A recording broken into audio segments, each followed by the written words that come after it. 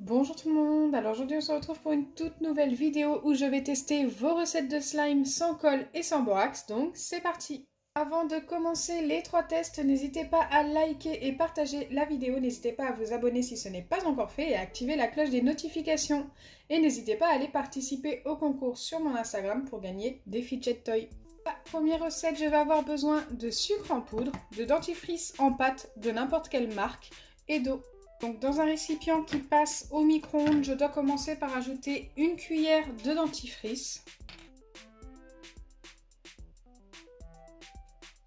Une fois que c'est fait, je dois ajouter environ un quart de cuillère d'eau, donc la moitié de la moitié.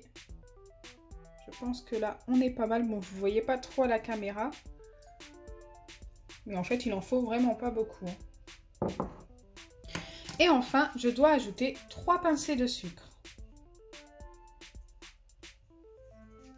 Je mélange bien le tout.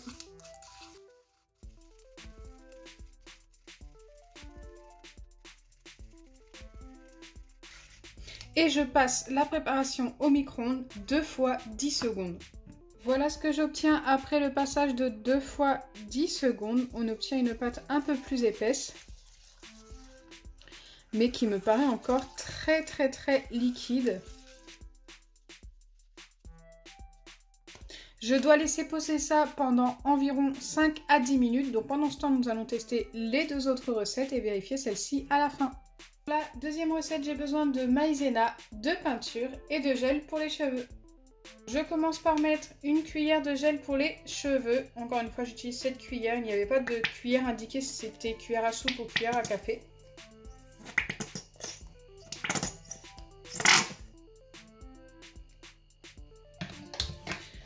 Une fois que c'est fait, je dois ajouter une demi-cuillère de peinture. Ça me paraît beaucoup, mais je suis la recette. Une fois les 2 ingrédients mis, il nous reste à mélanger et à ajouter la maïzena.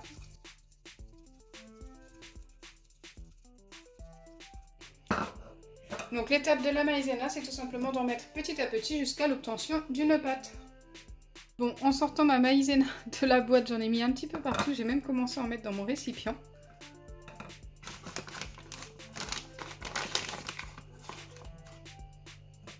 Je vais commencer par 2 bonnes cuillères.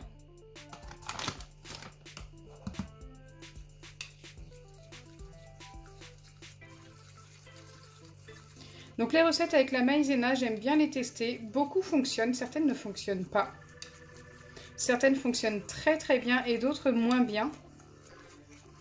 Donc voilà, ça ne fonctionne pas à tous les coups, mais souvent on a de beaux résultats.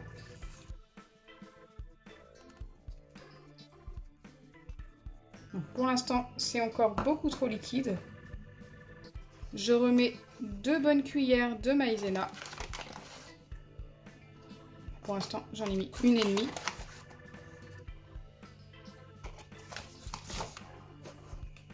Bon, j'en ai mis un petit peu plus que 2. J'espère que j'en ai pas trop mis. Il faut faire attention avec ce genre de recette si on en met trop. J'en ai peut-être trop mis, hein, du coup.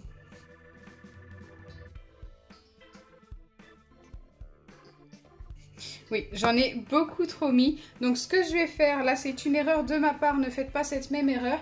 C'est que je vais remettre une demi-cuillère de peinture et une cuillère de gel pour les cheveux. Allez, c'est parti pour la cuillère, enfin la demi-cuillère de peinture. Et maintenant, la cuillère de gel pour les cheveux. D'ailleurs, j'en ai presque plus.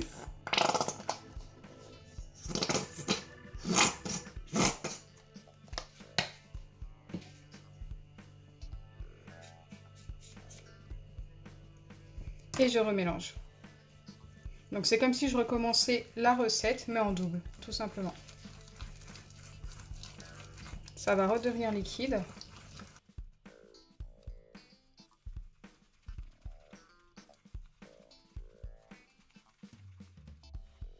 Et je vais reprendre l'étape de la maïzena en y allant plus doucement.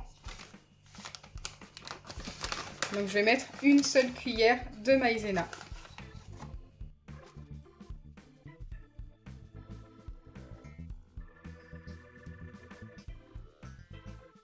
Ok, ça s'est pas mal épaissi. On va y aller doucement. Je vais en remettre une seule, bien rase. Et je continue cette étape jusqu'à l'obtention de mon slime.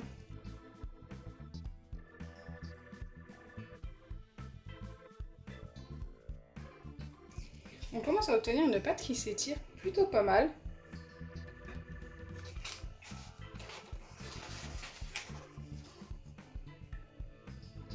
Je pense que je vais pouvoir venir travailler la pâte à la main, mais pour ça, il va me falloir un tout petit peu de maïzena sur les doigts.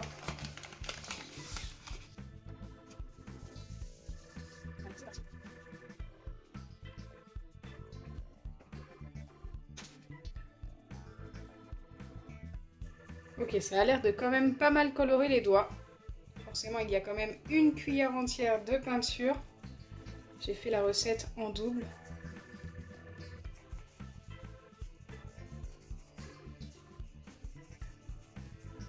Ok, elle est encore un petit peu collante. Je viens prendre de la maïzena qu'il y a sur mon plan de travail. Et je continue de travailler avec de la maïzena.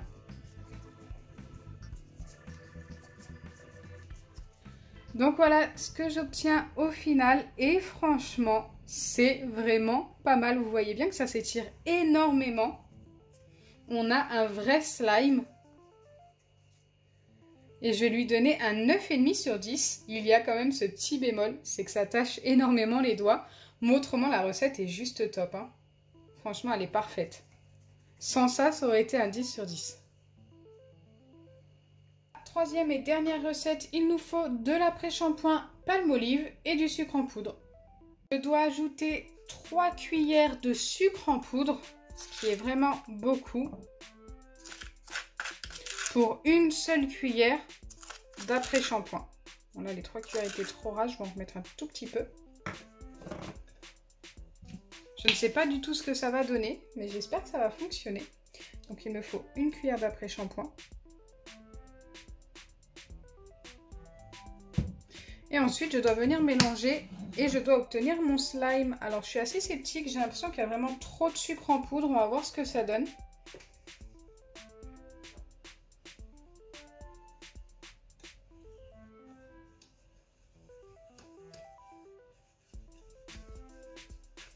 Ok, au final, ça se mélange plutôt bien.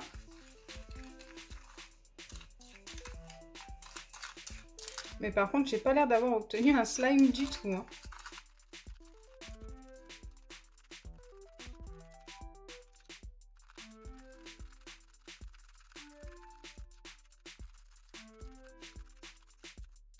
Donc là, pour le coup, ça fait un petit moment que je mélange et ça n'a pas fonctionné du tout. C'est vraiment resté beaucoup trop liquide. Ça ne s'étire pas du tout.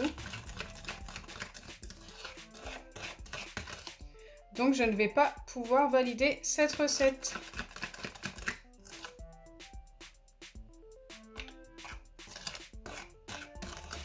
Me revoilà après 20 bonnes minutes car 10 minutes ne suffisaient pas. C'était encore très collant. Et là, ça l'est encore, mais quand même beaucoup moins. Donc, je vais bien mélanger et essayer de voir si on peut obtenir une pâte qui s'étire. Ça a quand même beaucoup séché par rapport à tout à l'heure.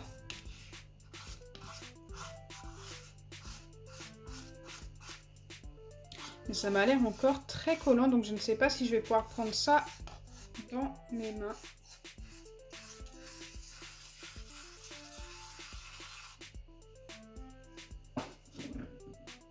Waouh, c'est vraiment très collant.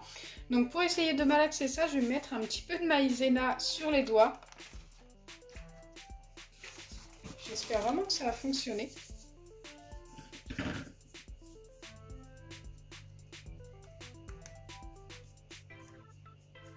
Pour l'instant, ça colle quand même beaucoup.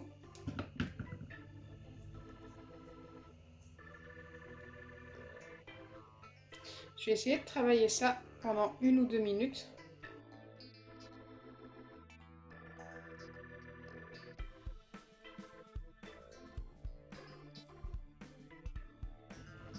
Donc comme vous pouvez le voir, ça colle quand même énormément, même après l'avoir travaillé, mais la pâte a l'air vraiment pas mal.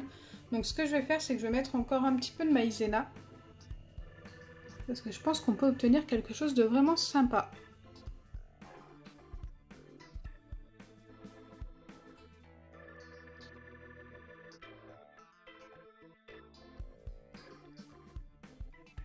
Donc voilà ce que j'obtiens au final. Et franchement, la pâte recolle toujours un petit peu, même avec la maïzena. Donc je vais la valider, mais je vais pouvoir lui donner qu'un 5 sur 10. Car déjà sans la maïzena, ça ne fonctionnerait pas, je ne pense pas. Et avec la maïzena, ça fonctionne, mais pas tant que ça en fait, sans plus. Voilà pour les 3 recettes d'aujourd'hui. On a quand même une très bonne recette, une moyenne et une qui ne fonctionne pas du tout. J'espère sincèrement que ma vidéo vous aura plu. Si c'est le cas, n'oubliez pas les pouces bleus, partagez et abonnez-vous. Bisous les amis!